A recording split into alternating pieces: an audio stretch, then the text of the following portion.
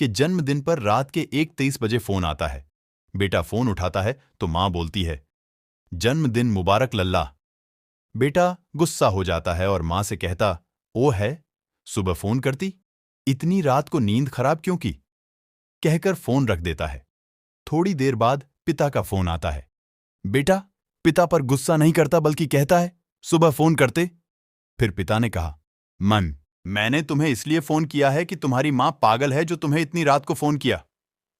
वो तो आज से 25 साल पहले ही पागल हो गई थी, जब उसे डॉक्टर ने ऑपरेशन करने को कहा और उसने मना किया था।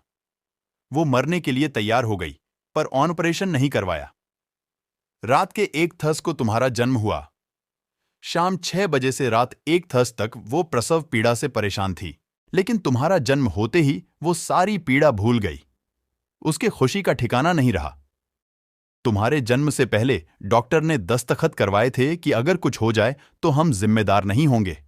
तुम्हें साल में एक दिन फोन किया तो तुम्हारी नींद खराब हो गई। मुझे तो रोज रात को 25 साल से रात के 1:30 उठाती है और कहती है, देखो हमारे लल्ला का जन्म इसी वक्त हुआ था। बस यही कहने के लिए तुम्हें फोन किया था। इतना कह के पिता फोन रख देते हैं। बेटा सुन्न हो जाता है। सुबह घर जाकर मां के पैर पकड़कर माफी मांगता है। तब मां कहती है, देखो जी, मेरा लाल आ गया। फिर पिता से माफी मांगता है। तब पिता कहते हैं, अब यहां हो। बाद में आज तक ये कहती थी कि हमें कोई चिंता नहीं, हमारी चिंता करने वाला हमारा लाल है। पर अब तुम चले जाओ। मैं तुम्हारी मां से कहूंगा कि चिंता मत करो, मैं तुम्हारा हमेशा की तरह आगे भी ध्यान रखूंगा। तब मां कहती हैं, माफ कर दो जी, बेटा है हमारा। सब जानते हैं दुनियाओं में एक मां ही है जिसे जैसा चाहे कहो, फिर भी वो गाल पर प्यार से हाथ फेरेगी।